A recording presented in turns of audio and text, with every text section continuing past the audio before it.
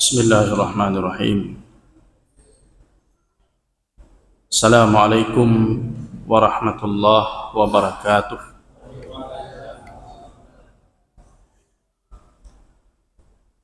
Alhamdulillahi rabbil alamin. Wassalatu wassalamu ala asyrafil anbiya'i wal mursalin wa ala alihi wa sahbihi ajma'in. Amma ba'du.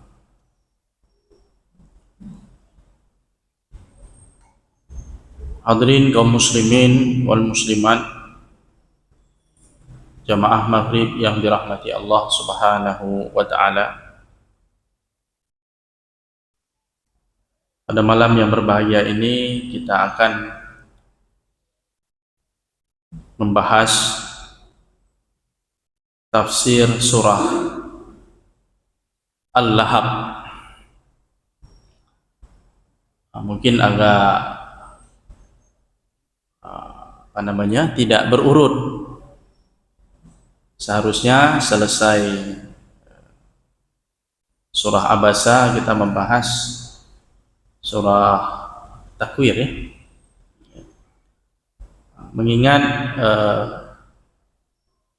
insyaallah pertemuan yang akan datang kita coba membahas tentang mawaris atau faraid.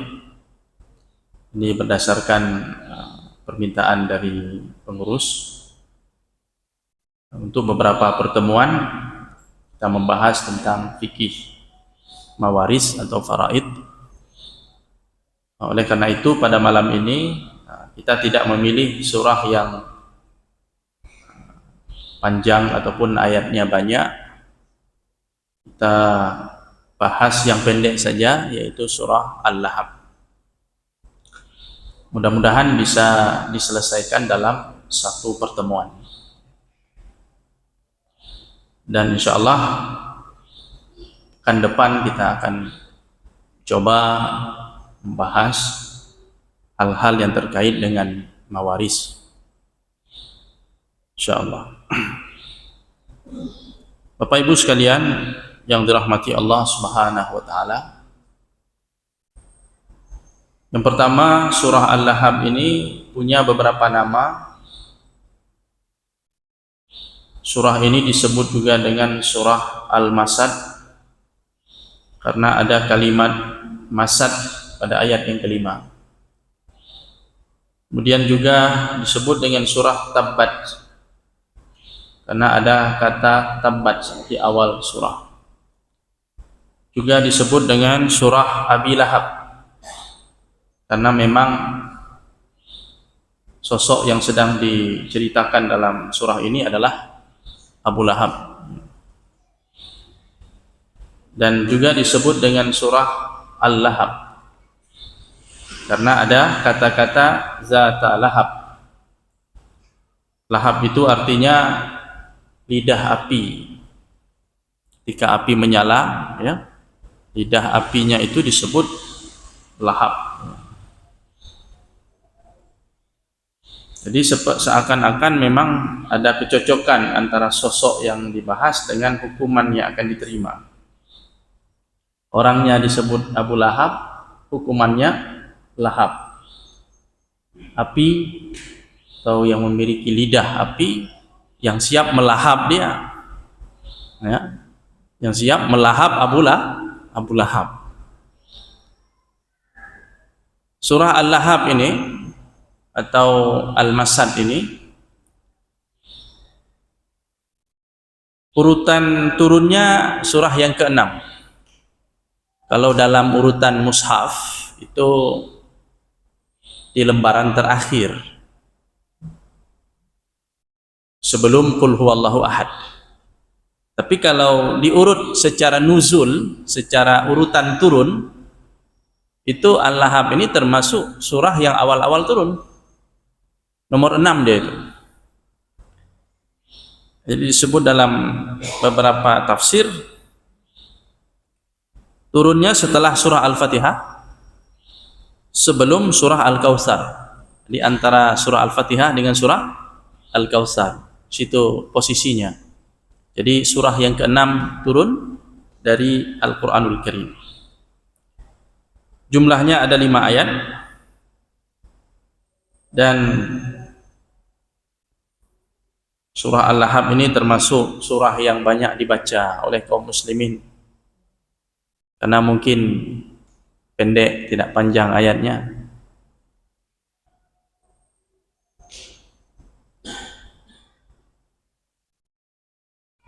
Kemudian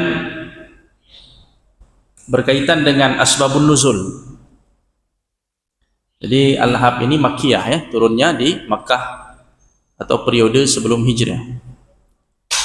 Terkait dengan asbabun nuzul, ada disebut di dalam riwayat sahih ya, Sahih Bukhari, dari Abdullah ibni Abbas radhiyallahu anhuma, Nabi sallallahu alaihi wasallam suatu ketika keluar ingin bertemu dengan kaumnya.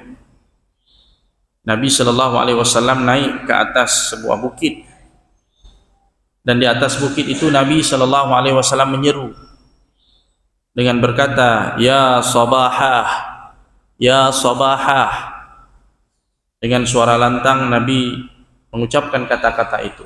Kalimat itu biasanya diucapkan untuk sebuah peringatan, alarm.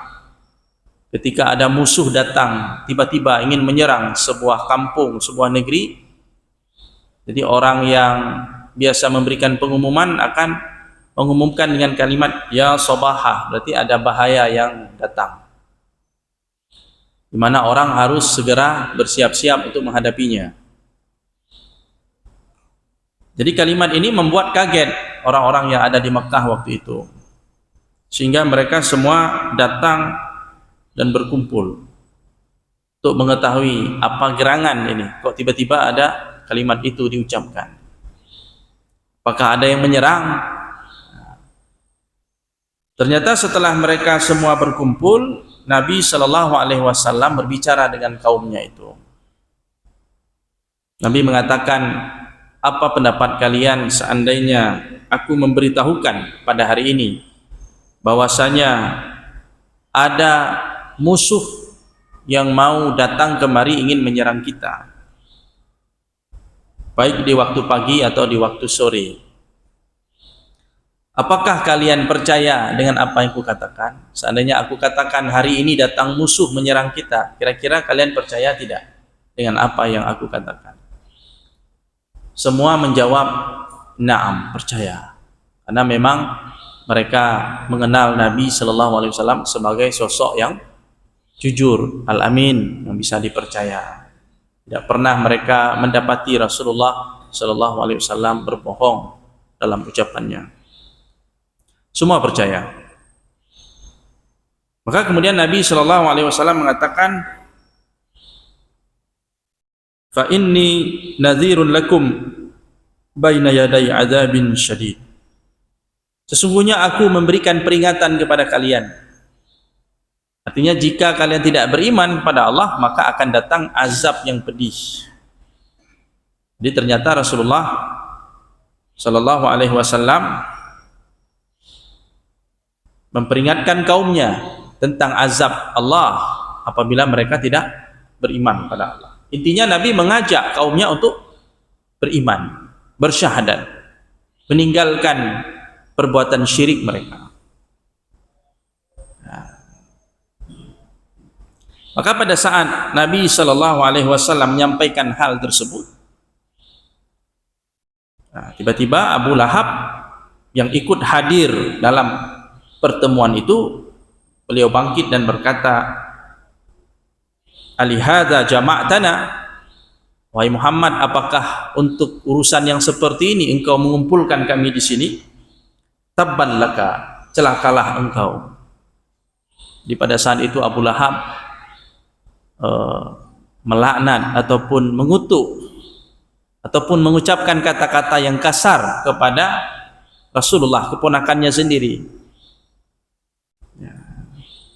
Sebuah ucapan yang tidak layak diucapkan untuk seorang Nabi Sallallahu Alaihi Wasallam. Jadi akibat ucapan itulah kemudian Allah Subhanahu wa taala menurunkan surah ini sebagai balasan dari Allah Subhanahu wa taala atas kesabaran Rasul, atas keteguhannya menyampaikan kebenaran. Kemudian dia dimusuhi oleh kaumnya, dan yang terdepan memusuhi beliau adalah pamannya sendiri, yaitu Abu Lahab. Allah membalas langsung, kontan, di tempat turun ayat itu menjelaskan bahwa yang celaka itu bukan Nabi, tapi yang celaka itu adalah Abu Lahab dan istrinya. Jadi pada saat seseorang itu dizalimi, dimusuhi, padahal dia berada di atas yang benar, maka pembelaan akan datang dari Allah Subhanahu wa taala. Apalagi yang dimusuhi ini adalah Rasul Allah, kekasih Allah. Allah langsung membalasnya. Turun ayat ini. Kalau ayat sudah turun berarti jadi bacaan, kalimat suci yang dibaca orang setiap saat. Apalagi suratnya pendek seperti saya bilang tadi. Paling banyak orang baca surat ini. Salat zuhur baca ini, salat asar baca ini. Jadi setiap kita baca, yang kita laknat siapa? Abu Lahab. Sekali Abu Lahab melaknat Nabi, bayangkan berapa kali Allah melaknat dia melalui lisan kita. Alhamdulillah, tabbat yada ini pun pendek ayatnya. Mungkin kalau panjang seperti Al-Baqarah, ada yang baca. Nah, dibuat 5 ayat sehingga dibaca oleh semua manusia, semua umat Islam sampai akhir zaman. Bayangkan betapa banyak laknat yang menimpa Abu Lahab. Sementara Rasulullah sallallahu alaihi wasallam selalu namanya menyertai Allah Subhanahu wa taala. Setiap azan kita menyebut nama Nabi, umatnya berselawat. Allah muliakan Rasulullah, Allah angkat, dan Allah hinakan musuh-musuhnya seperti Abu Lahab. Nah, jangan coba-coba kita memusuhi kebenaran, memusuhi Rasulullah, kita akan dihina oleh Allah di dunia sebelum di akhirat. Ini Abu Lahab jadi contoh, dia ibrah, jadi pelajaran bagi semua orang. Bapak Ibu sekalian yang dirahmati Allah Subhanahu wa taala. Pada ayat yang pertama Allah Subhanahu wa taala menyatakan tabbat yada abi lahabi wa tabb. Tabbat, apa arti tabbat? Celaka, halakat, wa khasirat, binasa dan celaka, sial, rugi menimpa siapa? Kedua tangan Abu Lahab. Yada itu dari kata yadun, yadani, dua tangan. Maksud dua tangan di sini kata para ulama, maksudnya Abu Lahab itu sendiri, bukan dua tangannya saja yang celaka. Kepala, badan dan kaki bagaimana? Semua celaka. Jadi disebut tangan, maksudnya keseluruhan diri sosok Abu Lahab itu celaka. Dan ini merupakan salah satu style, gaya dalam bahasa Arab. Dalam ilmu balaghah itu ada namanya, dalam majaz kajian, majaz mursal, ada disebut itlaqul juz'i wa iradatul kull. Disebut sebahagian tapi maksudnya keseluruhan. Disebut cuma tangan tapi maksudnya seluruhnya. Dalam bahasa kita ada juga, misalnya kita lihat, kita bilang, Bapak itu udah lama tidak nampak batang hidungnya. Ya? Maksudnya apa? Orangnya udah lama nggak nampak, nggak kelihatan orangnya kemana, sakit atau apa. Cuma kita bilang batang hidung, bukan hidungnya saja yang kita maksud, tapi seluruh. Jadi disebut sebahagian, maksudnya keseluruhan. Itu masuk dalam kajian majaz, ya, majaz mursal. Jadi disebut kedua tangan Abu Lahab, maksudnya seluruhnya.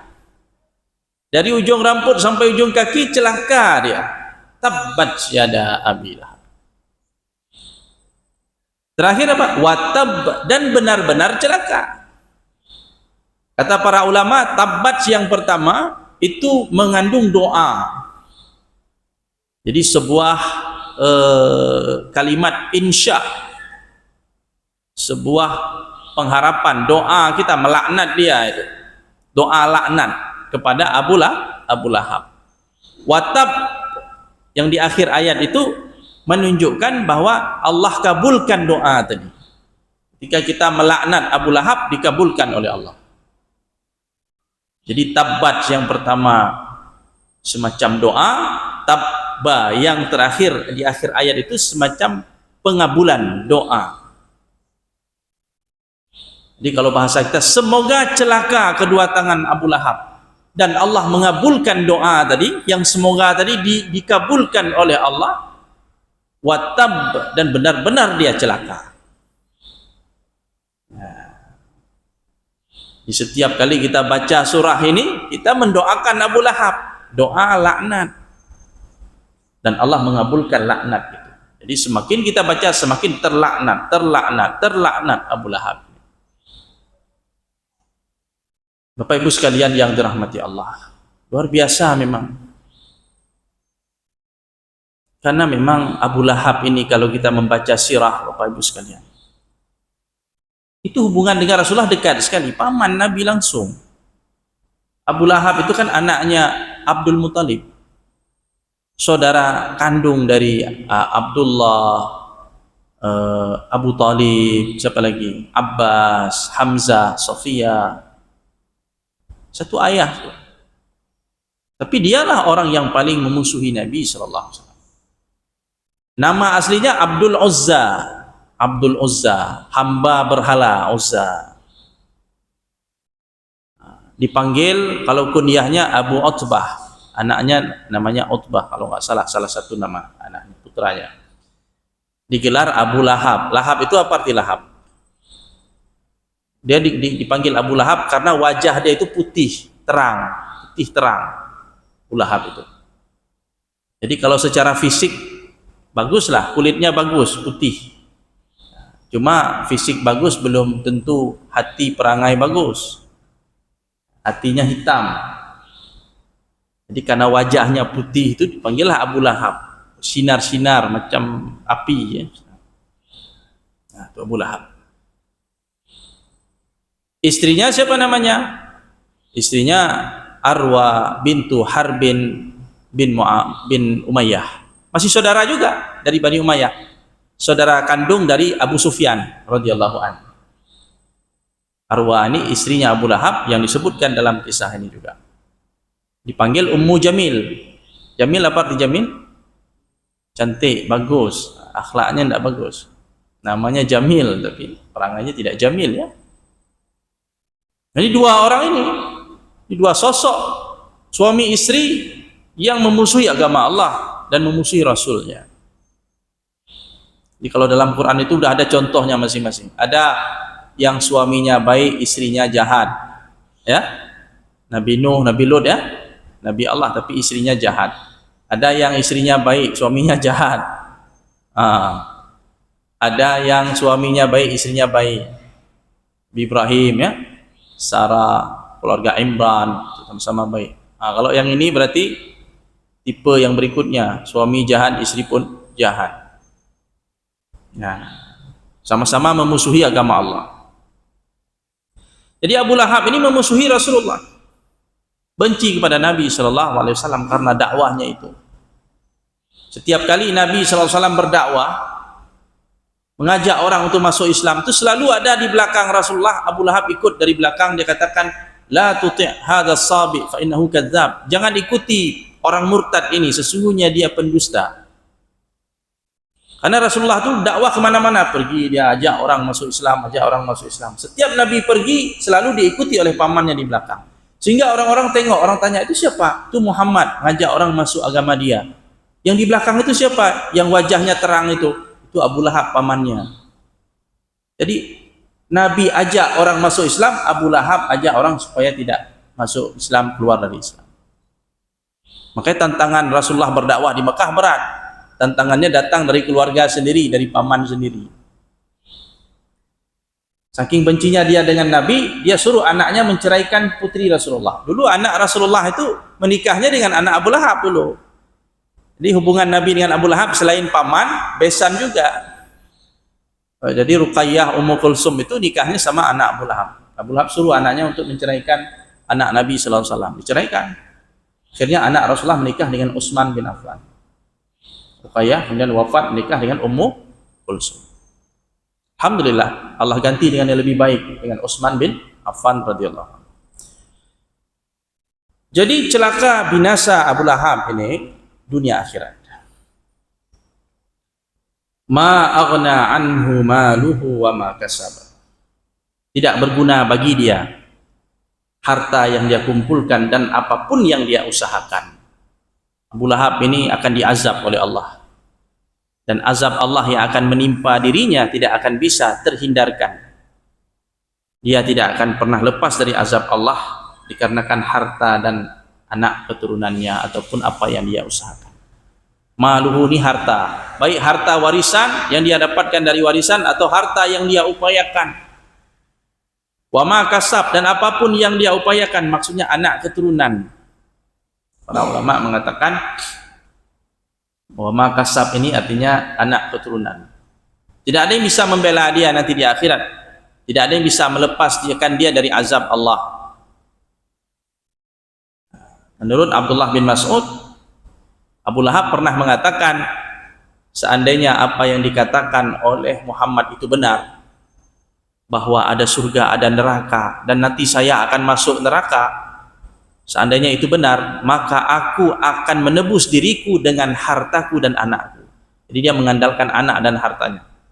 Kebetulan harta dia banyak, dia yakin nanti di akhirat, kalau memang yang dikatakan Muhammad itu benar, aku akan menebus diriku dengan harta kekayaanku dan anak keturunanku. Jadi dia mengira bahwa dia bisa selamat dengan banyaknya harta. Allah tegaskan langsung, ma aghna anhu maluhu wa ma kasab. Hartanya dan apapun yang dia usahakan tidak akan bermanfaat baginya di akhirat kelak. Bahkan di sini Allah menyebutnya dengan fi'il madhi, aghna itu fi'il madhi, sesuatu yang lampau, padahal kejadiannya akan menunjukkan bahwa ini pasti terjadi. Bahwa harta dan anaknya tidak bisa bermanfaat baginya itu pasti. Artinya azab Allah sudah menunggu dia. Maka pada ayat yang ketiga Allah menyatakan sayasla naran zata lahab. Abu Lahab akan masuk ke dalam neraka. Yasla, masuk, akan terpanggang. Yasla itu terpanggang, terbakar di dalam api neraka. Zata lahabin, yang mempunyai gejolak lidah api itu, yang menyala, api yang tidak akan padam. Ya. Ini balasan untuk seorang Abu Lahab. Dan ini merupakan salah satu dalail nubuwah Nabi sallallahu alaihi wasallam, salah satu ucapan Nabi yang terbukti benar. Jadi waktu disampaikan surah ini di Mekah, dan ternyata memang benar seperti yang dikatakan dalam surah ini, bahwa Abu Lahab itu akan masuk neraka. Artinya dia tidak akan beriman sampai akhir hayatnya. Dan ternyata benar, sampai dia tutup usia dia tidak beriman pada Allah dan Rasulnya, mati dalam keadaan kafir. Karena banyak juga orang tidak beriman waktu di Mekah tapi kemudian masuk Islam. Abu Sufyan dulu musuh Nabi, kemudian masuk Islam. Amr bin As musuh Nabi, masuk Islam. Khalid bin Walid musuh Nabi, masuk Islam. Banyak yang memusuhi Nabi dulu di Makkah kemudian masuk Islam. Tapi Abu Lahab sejak awal sudah Allah katakan dia akan masuk neraka. Artinya kalau masuk neraka apa artinya? Bahwa dia tidak akan pernah menjadi orang yang beriman. Dan memang benar sesuai dengan disebutkan dalam ayat ini bahwa dia mati dalam keadaan kafir. Wamra'atuh, dan istrinya. Istri siapa? Abu Lahab. Namanya Arwa binti Harbin bin Umayyah, dari Bani Umayyah. Panggilannya Ummu Jamil. Ini istri Abu Lahab, juga sama macam Abu Lahab, sekufu sepadan dengan Abu Lahab, sama-sama memusuhi Nabi SAW. Makanya ketika turun ayat ini, Ummu Jamil begitu marah kepada Nabi SAW. Dia ambil batu, kemudian dia cari di mana Rasulullah. Rasulullah waktu itu sedang duduk di Ka'bah bersama Abu Bakar. Datang Ummu Jamil, datang ke situ, dia tanya sama Abu Bakar, mana temanmu Muhammad tuh? Saya mau lempar mukanya dengan batu ini. Kemudian Ummu Jamil pun pergi meninggalkan mereka. Abu Bakar bertanya kepada Nabi, ya Rasulullah, tidakkah dia melihat Anda? Iya, dia tidak melihat saya. Allah mencabut pandangannya sehingga dia tidak bisa melihatku. Dia bisa lihat Abu Bakar, tapi dia tidak bisa melihat Nabi SAW. Dan Ummu Jamil ini banyak sekali kejahatannya kepada Islam dan kaum muslimin. Ummu Jamil ini bersumpah untuk menghalangi manusia dari agama Allah. Dia punya perhiasan, Bapak Ibu, kalung perhiasan yang sangat mahal. Kemudian dia bersumpah, demi Allah, aku akan jual kalung ini dan hasil penjualan ini akan aku sumbangkan untuk menghalangi manusia dari agama Muhammad. Jadi Ummu Jamil aja sangat kuat bersedekah, sedekah dalam kebatilan. Jangan kalah kita sama Ummu Jamil. Ummu Jamil bersumpah dia akan gunakan perhiasannya untuk menghalangi manusia dari jalan Allah. Dia jual dia. Siapa beliau ni? Hammalatul Hatab, seorang wanita yang suka membawa kayu bakar. Pembawa kayu bakar. Maksudnya apa? Sebagian ulama mengatakan pembawa kayu bakar ini maksudnya memang dia bawa kayu bakar karena kerjaannya dulu mencari duri-duri, kayu-kayu yang berduri, kemudian dia taruh di jalan yang dilalui oleh Nabi Sallallahu Alaihi Wasallam untuk menyakiti Rasulullah Sallallahu Alaihi Wasallam. Jadi dipahami maknanya secara lugas, hakikat ya. Memang betul dia mencari kayu, duri dan sebagainya, dia taruh di jalan untuk mengganggu Nabi Sallallahu Alaihi Wasallam. Jadi diteror Rasulullah secara fisik. Makna lain dari Hammalatul Hatab ini adalah pembawa kayu bakar, ini pembawa fitnah. Suka mengadu domba, namimah. Dia menjelek-jelekkan Nabi Sallallahu Alaihi Wasallam, menfitnah Nabi Sallallahu Alaihi Wasallam, menuduh Nabi Sallallahu Alaihi Wasallam. Manapun dia pergi, dia menjelek-jelekkan Rasulullah Sallallahu Alaihi Wasallam. Maka dia disebut Hammalatul Hatab, pembawa kayu bakar. Kalau bahasa kita tukang kompor ya, tukang kompor. Gara-gara dia orang bermusuhan, gara-gara dia orang pecah, gara-gara dia suami istri pisah. Tukang ini, tukang panas-panasi, provokator ya. Ini Hammalatul Hatab. Makna lainnya Hammalatul Hatab adalah orang yang akan membawa beban dosa yang berat. Karena Ummu Jamil ini dosa dia banyak, permusuhan dia begitu besar kepada agama Allah, menyakiti Nabi SAW, sehingga dia membawa beban dosa yang begitu berat. Seperti orang yang membawa kayu bakar dengan beban yang begitu berat. Maka dia akan masuk ke dalam neraka sama. Sayasla naran zata lahabi wa imra'atuh. Diataf kepada Abu Lahab itu. Istrinya juga akan masuk dalam neraka, dihukum di dalam neraka Allah. Fi jidiha hablum mim masad. Nanti dalam neraka di lehernya itu, di leher Ummu Jamil istri Abu Lahab tadi, akan dililitkan di lehernya itu tali yang terpintal dari serabut, dari neraka. Dililit di lehernya itu, sehingga bertambah beban, bertambah sulit dia hidup dalam neraka, bertambah tersiksa dan bertambah hina. Hikmahnya kata para ulama, dulu dia kalung dia itu dia infakkan fi sabilis syaitan, fi sabilil batil. Kalung yang melilit leher dia dulu dia lepas untuk dia sumbangkan dalam rangka memusuhi agama Allah, maka Allah ganti kalung itu dengan kalung dari serabut, tali dari serabut yang melilit lehernya, yang membebani dia dan membuat dia semakin tersiksa di dalam neraka itu. Nauzubillah, summa nauzubillah. Ya, jadi inilah surah yang pendek, singkat, tapi menyimpan dan mengandung banyak pelajaran dan hikmah bagi orang-orang yang membaca ayat-ayat suci ini. Mudah-mudahan kita dilindungi oleh Allah Subhanahu wa taala dari segala sifat-sifat keburukan yang ada pada sosok yang sedang diceritakan ini, Abu Lahab dan Ummu Jamil, istri dari Abu Lahab. Dan jangan sekali-kali kita memusuhi agama Allah. Jangan sekali-kali kita menzalimi orang lain, apalagi yang dizalimi ini orang soleh. Maka Allah akan bertindak, Allah akan membalas kezaliman itu di dunia ataupun di akhirat, sebagaimana Allah menimpakan laknat kutukan dan azabnya kepada Abu Lahab. Di dunia dia tidak mendapatkan keberkahan, kebaikan, dan di akhirat pun dia akan diazab dalam azab.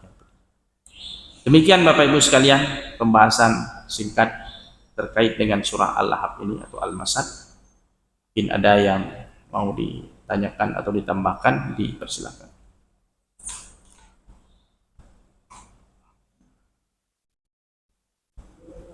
Ya. Waalaikumsalam warahmatullahi wabarakatuh.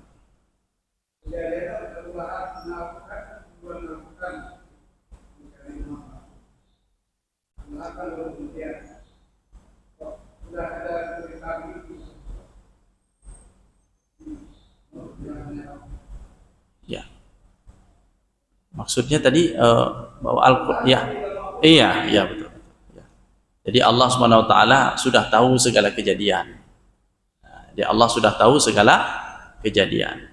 Di Qur'annya sudah ada, kisahnya sudah ada.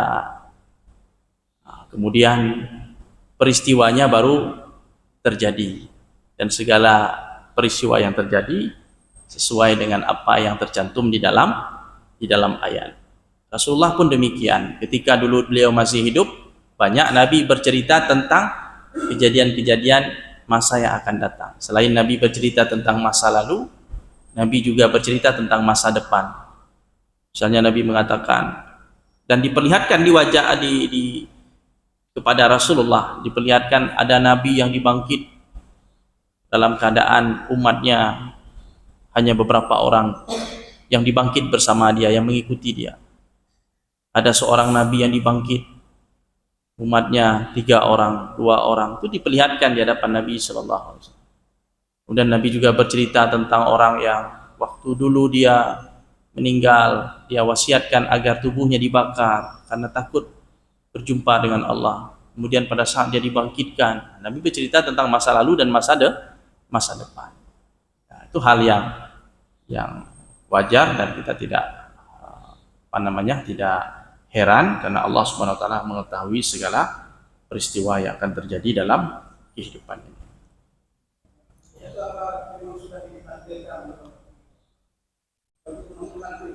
Ya, itu bagian dari qada dan qadar itu. Ya, Allah tahu, kemudian apa yang Allah tahu Allah cantumkan di dalam firman-Nya, kemudian firman-Nya diturunkan menjadi kitab suci yang kita baca, sehingga segala kejadian peristiwa terjadi sesuai dengan pengetahuan Allah Subhanahu wa taala.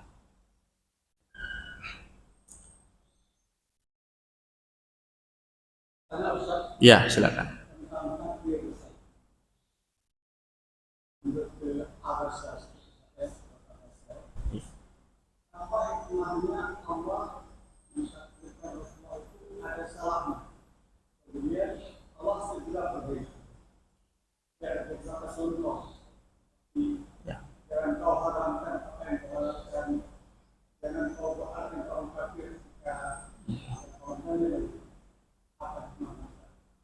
Ya, jadi memang kesempurnaan itu hanya milik Allah Subhanahu wa taala. Kesempurnaan hanya milik Allah. Rasulullah itu walaupun dia seorang rasul, tapi Rasulullah itu juga bashar, juga manusia. Seperti qul innama ana bashar, sesungguhnya aku ini manusia. Dia seorang nabi, tapi sisi kemanusiaannya tetap ada, sehingga dia tidak layak untuk dituhankan, disembah, dan seterusnya. Jadi kesempurnaan ilahiyah itu tidak ada pada diri seorang. Makanya seorang nabi itu sakit, seperti kita sakit. Kemudian nabi juga lupa, seperti kita lupa. Nabi sedih, seperti kita sedih. Sifat-sifat basyariah yang tidak mengurangi kemuliaan dari seorang nabi. Tapi kalau sudah mengurangi kemuliaan, misalnya seorang nabi berbohong, itu tidak mungkin, mustahil.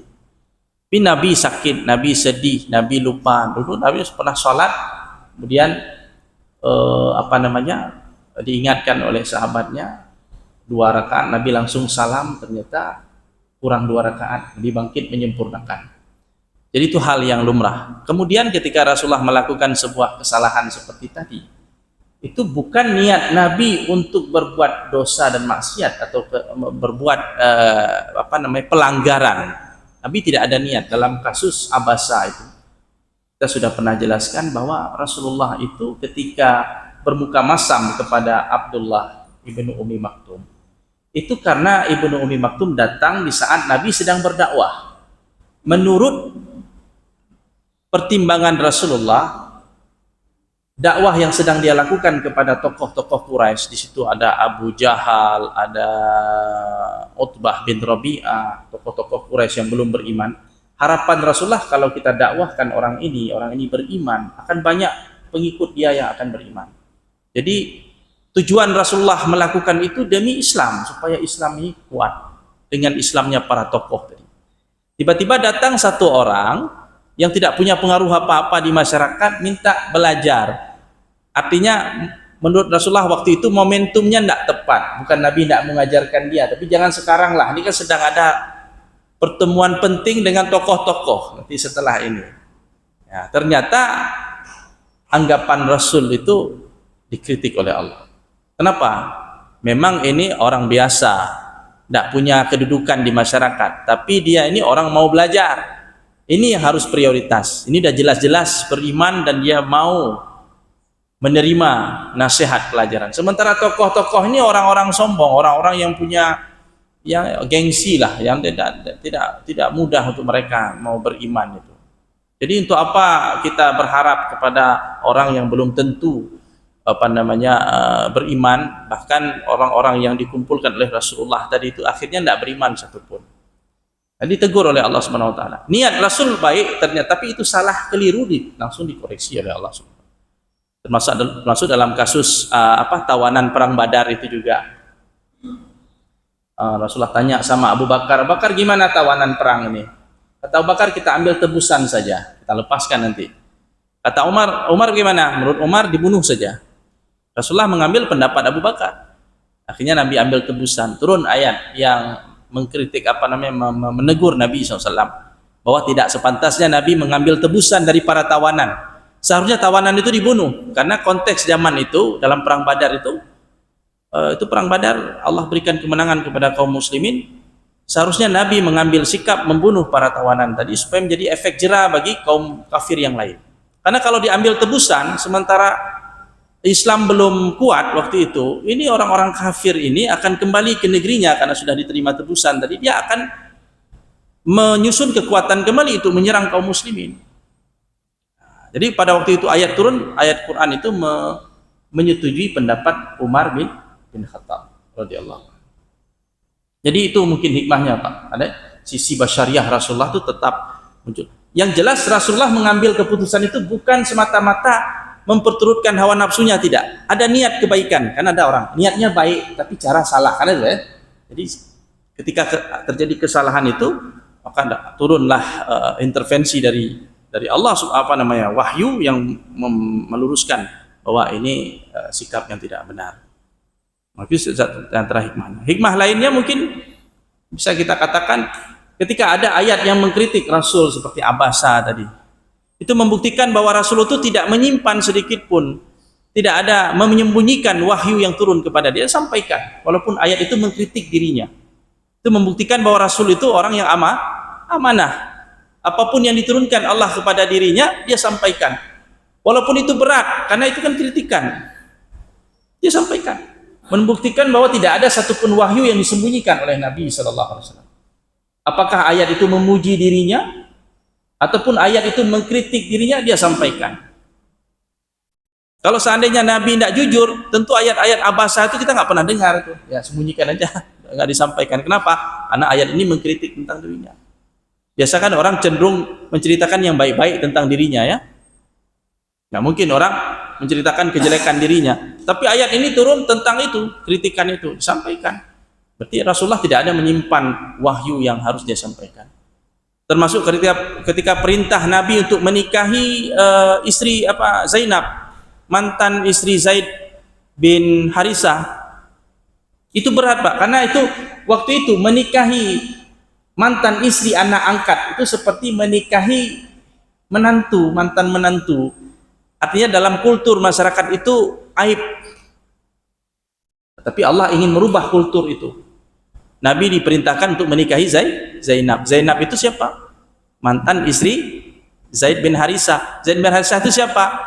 Anak angkat Rasulullah dulu sebelum dihapus tentang pengangkatan anak itu. Anak angkat, istilah anak angkat itu.